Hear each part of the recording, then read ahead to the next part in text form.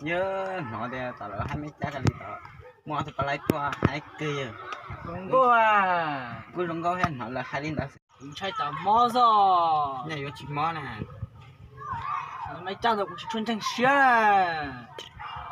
tao chỉ muốn hay à Ủa dọn nó không sao. đi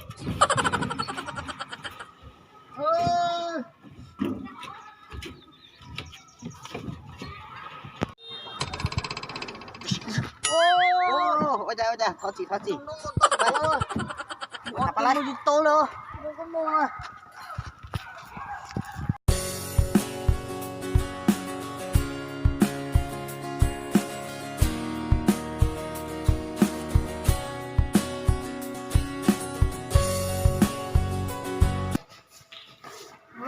Đợt này nho đi.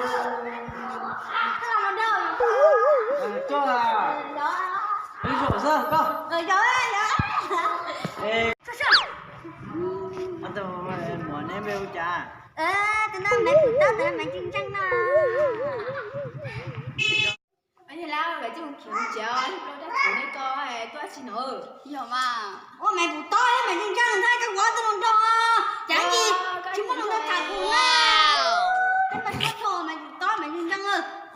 Rồi, đây là tôi chơi cảnh mà son thì có lọc ta ra. Tụi nó còn phụ tao tụi nó. Mẹ phụ tao mẹ chinh chăng ơi. Nhớ tụi tôi kể là Tết trời nhắn là tiêu là người yêu à. Đi tôi sẽ đi biển nó thay nào. Vô mà giờ nhìn đâu à. Sai à. Nó sai à. Tổ có con chịu, ai học quá nữa. Tổ có con chịu, ai học quá nữa.